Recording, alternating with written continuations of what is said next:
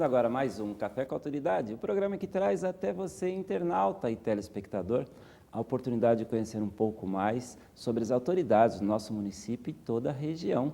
Hoje em nossos estúdios recebemos Sátiro Márcio, que é enfermeiro epidemiológico aqui da Secretaria da Saúde da cidade de Osasco. Sátiro, obrigado por aceitar o nosso convite. Imagina, um prazer.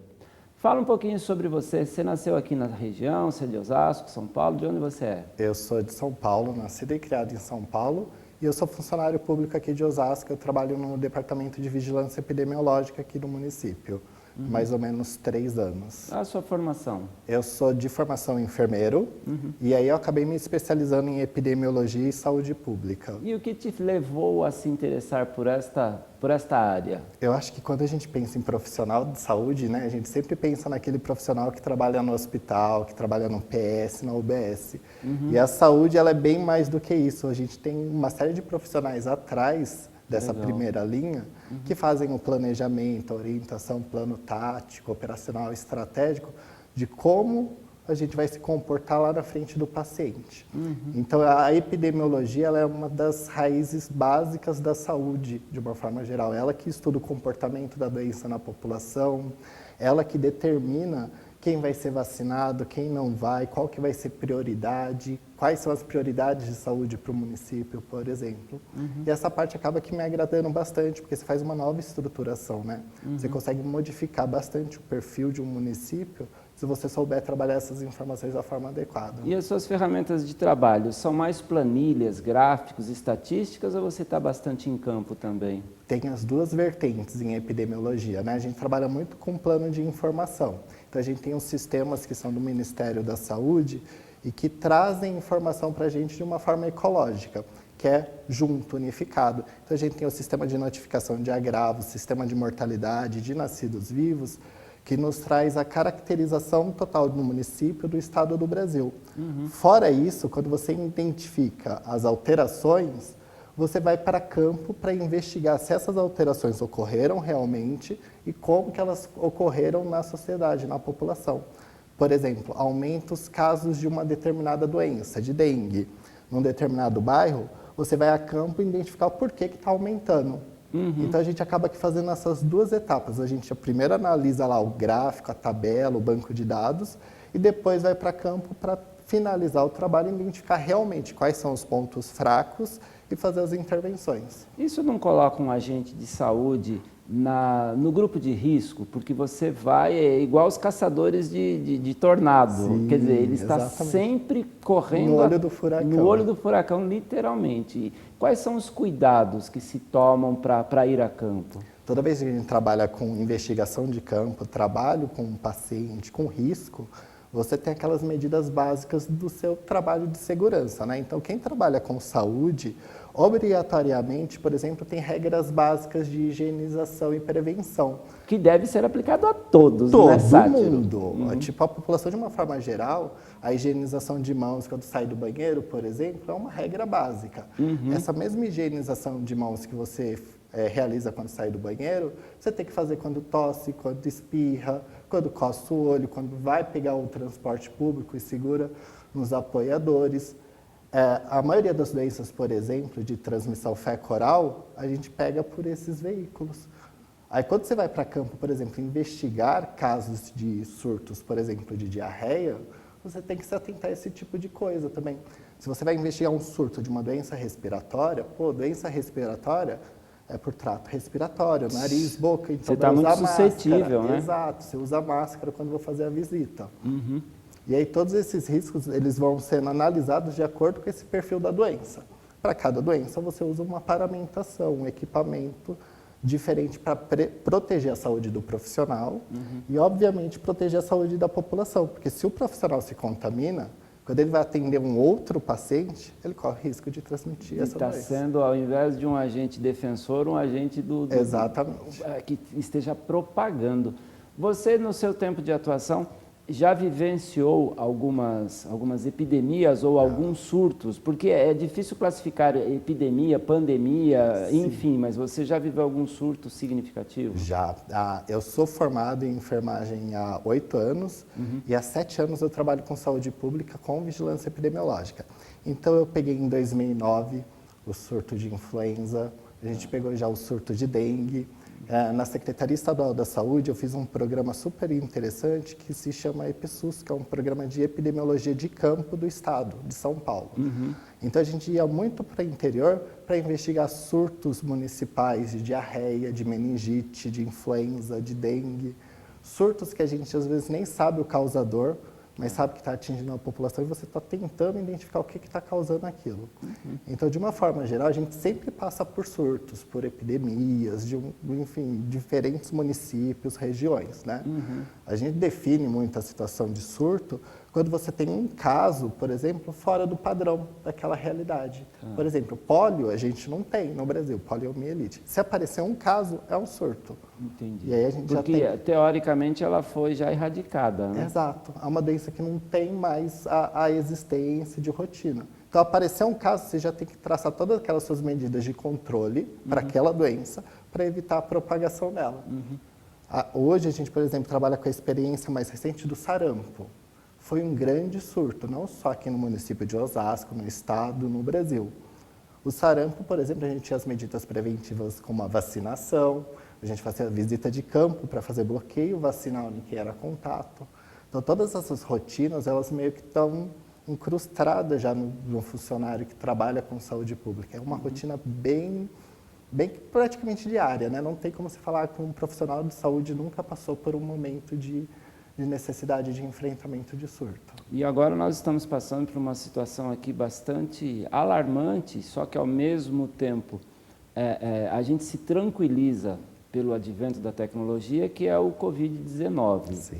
É uma modalidade do coronavírus, que ele já se manifestou com esse nome em algumas situações, mas agora especificamente o Covid-19 originalmente vindo da China. Como que está Osasco perante a esse novo inimigo? O Covid-19, que é o nome que o corona recebeu, é só para deixar mais claro, corona é um tipo de agente que ele já vem causando doença desde 1960. Então, quando a gente teve a epidemia de SARS, de MERS-CoV, são todos corona. Okay. Esse agora de 2019 é um tipo diferente. Ele tem 80% de similaridade com o SARS, que foi uma outra epidemia que a gente teve. A diferença desse hoje é que ele transmite de uma forma maior. Então, hoje a gente tem mais de 90 mil casos confirmados pelo mundo, né? Em comparação ao SARS, que representava 10% disso só. Mas a letalidade dele é super menor do que o SARS, do que o MERS-CoV, do que o Ebola. Mortalidade de 2,2. Só que isso não necessariamente é um bom sinal, né? Não, são coisas diferentes, né? A gente fala, epidemiologicamente a gente tem o dado e a aplicabilidade disso na população é diferente. São Paulo, Osasco e o Brasil, a gente, na realidade o mundo, ele se encontra no mesmo status de preparação. A gente tem conhecimento da doença hoje, que a gente não tinha há 60 dias atrás. Então, 60 dias a gente já teve o tempo de reconhecer a doença, saber como prevenir, como controlar e qual o impacto social que a gente vai ter disso. Osasco hoje tem aquela estrutura que a gente tem em toda a rede de atendimento básico, ou seja, está preparado para, sim, atender qualquer caso de Covid. Por quê? O coronavírus, o Covid-19, ele tem a mesma metodologia de transmissão da influenza. Okay. Então, não vai mudar a paramentação que o profissional utiliza, as regras de higienização de mãos, de etiqueta respiratória da população, de etiqueta respiratória para o próprio profissional de saúde. A etiqueta respiratória, se é que pode dizer que há males que vêm para bem, eu acredito que os hábitos de espirros e de tosse, nós somos muito mal educados. E que talvez, com um surto desse, a gente adquira novos hábitos e permaneçam, né? Espirrar em público, assim, expulsando os seus vírus livremente, é uma prática tremenda falta de educação, falta de higiene, que talvez agora nós tenhamos mudanças de hábitos, né? Exato. A gente fala que, de uma forma geral, o brasileiro nunca se preocupa com essa questão da higiene individual afetando a higiene coletiva, né? Até outros países também têm esse problema. Por exemplo, quando você está dentro de um ônibus, de um metrô, de um trem, que você espirra e cobre a mão, ótimo, você cobriu, você diminuiu minimizou aquela questão das gotículas viajarem quase 2 metros do seu espirro, né? Só que aí você colocou a mão e segura a barra. Sim. Não adiantou muita coisa, porque alguém vai tocar naquela barra e vai se contaminar. É uma falsa ilusão de segurança. Exato. Né? Não é para tanto, por exemplo, a gente fala que tem hoje pessoas que elas exageram. Usam máscara e luva para andar de trem e metrô, por exemplo, já. Se você andar com um potinho de produto alcoólico, já é o suficiente. Com um lenço descartável no bolso, já é o suficiente. Espirrou no lenço, amassou o lenço, guardou, álcool gel na mão, tá ótimo. Você está se ajudando e ajudando a pessoa do lado. Exatamente. Você está não sendo egoísta na sua... É que parece aqueles filmes também que dá a impressão que os que estão contaminados querem que os outros se contaminem também para que haja um nivelamento, né? Exatamente. É lógico que isso é ficção, isso é glamour dos filmes, mas a gente acaba vivendo isso. E os vírus, propriamente dito, não que eles tenham uma inteligência, mas eles têm uma formação de DNA que o intuito dele é se propagar, a perpetuação de espécies como qualquer ser vivo, né? E o fato dele ter uma letalidade menor, isso aumenta a chance dele se proliferar. Diferente do ebola, que ele era letal, consequentemente viajava menos. Exato. Fiz um resumo mais ou menos? Exato. Quando a gente fala de doença, de tipo de agente que causa de doença, a gente fala que os agentes eles são seres vivos, então eles se adaptam à realidade local, à realidade daquele momento. A maioria das doenças elas vêm do meio silvestre para o meio urbano. E o comportamento dela no grupo humano ela é diferente do comportamento no meio silvestre. O ebola, por exemplo, ele tinha uma letalidade de 40%, ou seja, a cada 100 pessoas contaminadas, 40 morrem.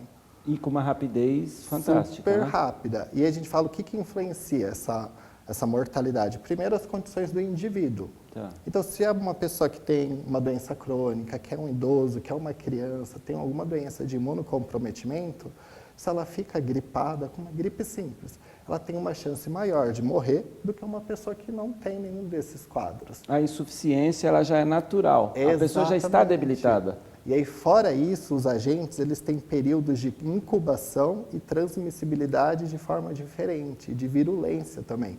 Então, o agente ele pode ter uma transmissibilidade de 7 dias até 30 dias. Então, a pessoa pode estar com a gente... Ser um transmissor? Ser um transmissor e não saber, porque não apresenta sinais é assintomático ainda. E vai transmitir. E aí, o período da doença no corpo humano, como que ele vai reagir, vai depender dessas condições individuais.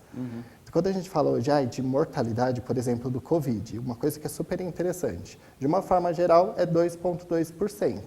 Se você pega o grupo de pessoas idosas, vai para 14%. Então, hoje a gente sabe que um fator de risco grande para o Covid é ser idoso. Que aí você tem uma maior chance de complicação, desenvolver uma pneumonia e ter um quadro de sepse, por exemplo, que é uma infecção generalizada, e vir a óbito. E os portadores de HIV, que já têm a imunidade debilitada, também se enquadram no grupo de risco? Também se enquadram no grupo de risco. O HIV é uma doença de imunocomprometimento, né? Então, as células de defesa do paciente portador de HIV, do quadro de AIDS, já deixa o sistema imunológico mais para baixo. Se essa pessoa não está seguindo o tratamento da forma adequada da sua doença de base, no caso a AIDS, ela vai ter um risco maior de vir a óbito se contaminar. Não só pelo Covid, por qualquer outra doença, por exemplo, tuberculose. Tuberculose hoje é um dos maiores fatores de mortalidade do grupo HIV positivo. Uma coisa atípica que as crianças não estão sendo muito acometidas pelo Covid-19. Exato. O que acontece? A gente tem algumas explicações não biológicas para isso. Por exemplo, um homem adulto, ele tem um fator de exposição maior do que uma criança. Porque ele pega ônibus, metrô, trabalha em determinados locais, tem um contato com uma população maior do que uma criança. Pode ser que existam poucos infectados da faixa etária tipo menor do que 5 anos, justamente por isso, porque a exposição é diferente. O nosso programa ele é transmitido ao vivo pela TV Osasco e pelo Facebook e você pode fazer a sua pergunta. Estamos aqui conversando com o Sátiro Márcio, que é enfermeiro epidemiológico aqui da Secretaria da Saúde. Então, pode mandar as suas críticas, sugestões e perguntas, assim como fez o Jonas, final de telefone 9567, que não tem muito a ver com com o vírus, eu acho até que é um pouco alfinetada essa pergunta, mas vamos lá. Em um país que tem mais de 64 mil homicídios por ano, o que é mais perigoso, bandido ou coronavírus? Eu acredito que ele esteja aqui fazendo até uma crítica política a isso, no meu entendimento. Na realidade, hoje, por exemplo, a gente está sentando o Covid, mas não é só isso. Dengue é mais preocupante do que o Covid para a nossa realidade. A própria gripe comum, a gripe a tuberculose é. O que acontece de diferente é que o Covid é um agente novo. Tá. E como todo agente novo, ele gera uma expectativa muito alta da população e a população cobra essas expectativas dos serviços de saúde. Então, na realidade, falar muito sobre um assunto não significa que ele tem maior relevância ou não do que outros. Perfeito. Por exemplo, quando a gente trabalha com planejamento em saúde pública, todo ano a gente faz o plano de contingência para dengue, para hanseníase, para tuberculose, tudo para fazer a estruturação de como que a gente vai trabalhar com aquelas doenças no decorrer do ano. Tá. Até causas externas, por exemplo, de mortalidade, que é o caso de homicídio, acidentes de carro e tudo mais. Falar de um assunto não significa necessariamente que ele é mais relevante, só que ele está mais em pauta. Mas pegando a mesma linha de querendo fazer analogia e comparativo do que é mais, que é menos perigoso, no seu entendimento, a ação efetiva do vírus, ela pode ser tão perigosa, menos ou mais, do que a reação, a neurose coletiva, quando se gera um pânico? E complementando a pergunta, vocês que são geradores de informação, tomam este cuidado para não causar pânico? Exatamente. Eu acho que todo o sentido da gente divulgar informação é tentar orientar, tentar deixar a pessoa livre daqueles conceitos de comunidade. Por exemplo, a minha sogra falou que pegou o Covid e morreu 3 dias depois. Que a pinga, por exemplo, com alho é prevenção para o Covid ou para a gripe ou para a influenza. Apesar de ter uma cultura voltada dentro desse assunto, é função de quem trabalha com saúde pública, de quem é profissional de saúde, esclarecer o que é real e o que não é real. Hoje o Covid, ele é uma preocupação, por quê? Quando a gente começar um período de transmissão interna, hoje o Brasil tem 2 casos confirmados. Possivelmente a gente vai ter casos de transmissão interna a longo prazo. Por quê? É uma doença respiratória, ela não vê limites. Ela não vê limite de bairro, de município, de pessoa. Mas cedo ou mais tarde pode acabar acontecendo. Quando isso acontecer, se a gente tem uma grande expansão de casos, a gente superlota pronto-socorro, pronto atendimento, unidade básica de saúde, e aí vai indo. E aí o que acontece? Hoje a gente já tem reconhecidamente, não em Osasco, no Brasil, em São Paulo, problemas de atendimento que demoram às vezes 6 horas, um dia para acontecer. Imagine se a gente superlota um PS com muito sintomático respiratório de gripe, de Covid. Esse atendimento vai piorar. E aí, doenças que são importantes, como, por exemplo, o infarto, eles podem deixar de ser atendidos porque a equipe está toda direcionada para um outro assunto. Então, esclarecer que o Covid, apesar de ser uma doença nova, ela não representa um grande perigo individual, ela é importante, sim, para justamente não causar esse histerismo na população que elas veem no jornal, de, por exemplo, que quer criar crédito, que quer criar Ibope, falando que é uma situação catastrófica. Correndo o risco de haver uma corrida aos supermercados com escassez de alimentos, já a própria bolsa, a própria situação financeira, ela já sente um abalo. Então, se você entrar em síndrome do pânico coletivo, a consequência da reação comum, popular, pode ser até tão perigosa ou mais do que o próprio acometimento da doença. E aproveitando o que o Sátiro disse, se você tiver algum sintoma leve, bati o braço, vou no médico, se der para evitar, evite, porque ir a um centro clínico, ir a uma UPA por um caso leve, você está se expondo a diversos tipos de outras contaminações, não é, Sátiro? Exato. Quando a gente fala de Sistema Único de Saúde, ele é planejado em 3 níveis de atendimento. Então, você tem o nível básico, que é a Unidade Básica de Saúde, o nível intermediário, que são as UPAs, Unidades de Pronto Atendimento PS, e os hospitais. A Unidade Básica de Saúde, além de fazer aquelas consultas de rotina, pela a portaria, legislação que confere ao SUS, ela faz esses atendimentos de menor complexidade. Então, sintomas gripais, uma febre branda, um quadro de diarreia brando, você resolve na UBS.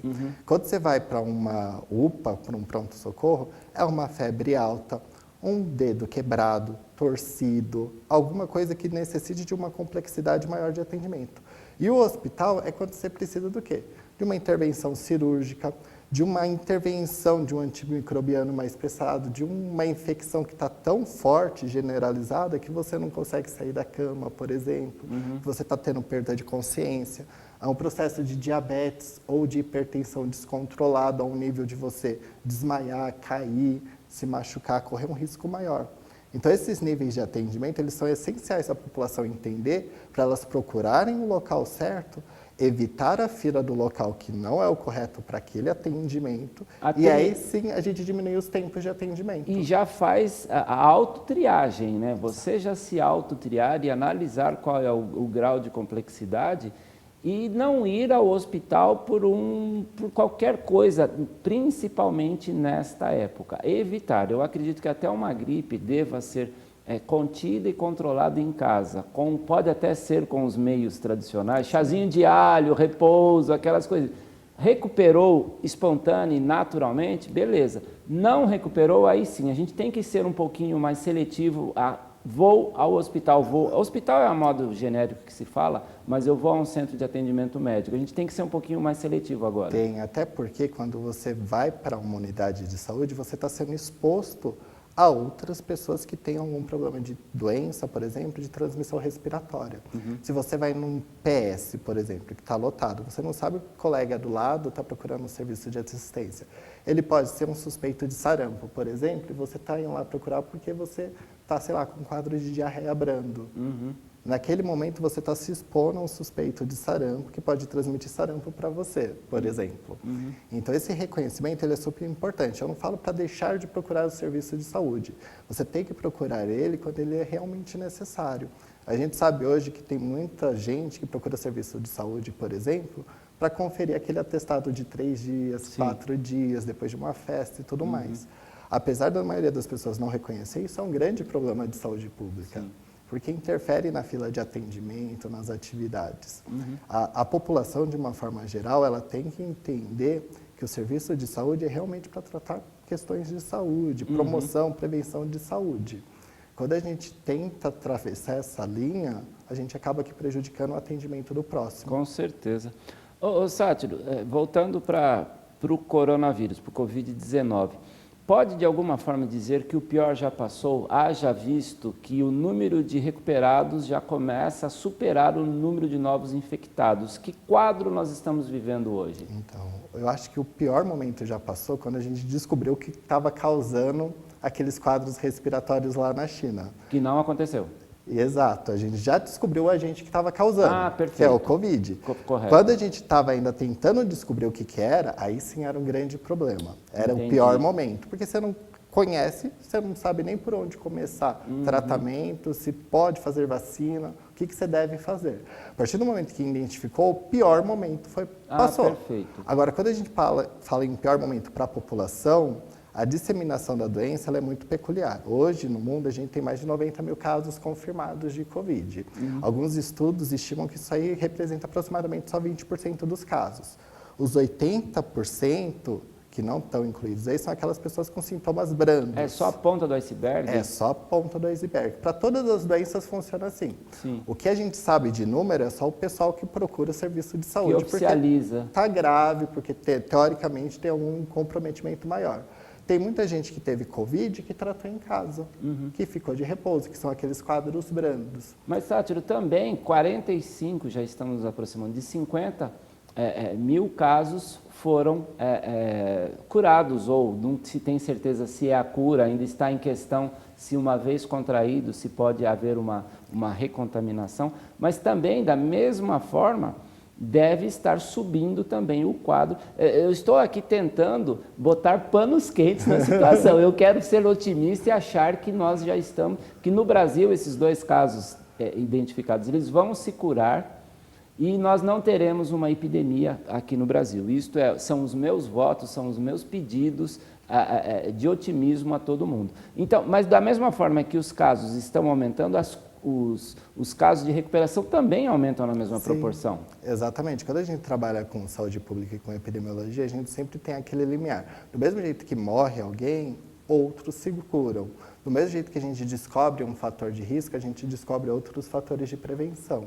Hoje, essa representação de 2,2 representa o quê? Que a cada 100 mil pessoas, 2 pessoas vão morrer, certo? E aí, perdão, cada 100 pessoas, 2 pessoas vão morrer. Quando a gente calcula a incidência disso, que é pela população de 100 mil pessoas, esse número vai lá para baixo. Tá. A gente sempre trabalha com 100 mil porque a maioria das populações ela tem um número mais elevado do que isso, se você considerar Brasil, Uruguai, Argentina, Itália. E aí quando você trabalha nesse direcionamento da informação para saber se está tendo cura, se não está, se está tendo mortalidade, você precisa levar isso em consideração. Hoje na China a situação está mais estável, mas a gente teve a migração da doença, por exemplo, para a Europa, que aí começa um novo ciclo na Europa. E aí, sucessivamente, vai por continentes. Sátiro, o programa ele passou muito rápido, nós já estamos nos aproximando do final, mas eu não poderia deixar de perguntar quais são as estratégias e medidas que estão sendo tomadas para a antecipação da vacina comum, que fique claro, não é vacina para o Covid-19, mas haverá antecipação da vacina Sim. que estava previsto para março. Exato. O Ministério da Saúde ele adiantou a campanha de vacinação contra a influenza, que estava prevista lá para abril, ele trouxe agora para março, dia 23.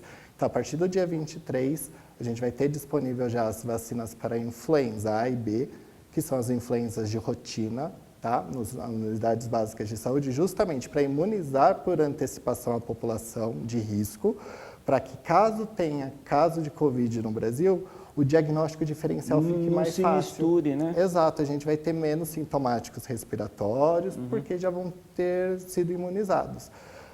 No começo, vai ser priorizado os grupos de risco. Então, são crianças, idosos, gestantes. Não muda muito da última campanha. É super a mesma rotina. A diferença é que a gente está antecipando a data. Tá. Então, para dia 23 de março.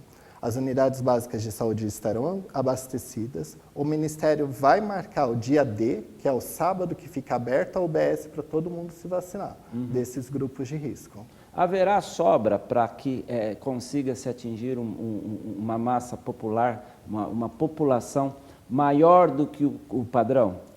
A gente nunca dá uma certeza, mas a expectativa é sempre que sobre vacinas para a gente liberar para aquela população de não risco. Quando a gente fala de população de não risco, é aquela população menos afetada pela doença, tá? Perfeito. A gente sempre prioriza em saúde pública quem está mais susceptível, porque são essas pessoas que têm maior chance de mortalidade.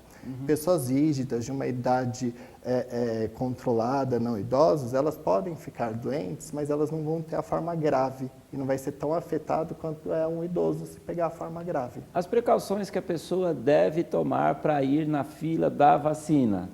É necessário usar máscara na fila da vacina, não, de alguma forma? Não é necessário. Agora, se você tiver sintomático respiratório, qualquer coisa do tipo, é legal você utilizar. É legal você usar a máscara para não contaminar os outros. Exatamente. E não para não se contaminar, que Exatamente. Fique claro isto. Né? É exatamente essa a ideia. Quando você está gripado, você prioriza a saúde do próximo. Perfeito. Então, você utiliza a máscara para evitar que o seu respingo voe até o próximo. Sátiro, foi um prazer recebê-lo aqui, é uma obrigação do nosso canal, da TV Osasco, de trazer até você, telespectador, mais informação, tentar acalmá-lo, tentar dizer que não é hora de pânico, é hora, sim, de continuar elevando o seu pensamento ao Pai Criador, pedir proteção divina, pedir para que nós tenhamos aqui um planeta que esteja passando por evolução, que estas situações sejam para a nossa evolução própria. E muito obrigado, Sátiro. Imagina, é sempre um prazer, precisando só chamar.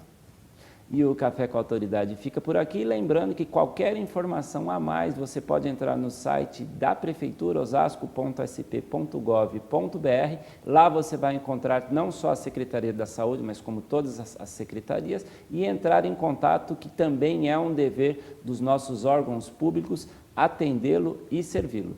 Tenham todos uma ótima semana.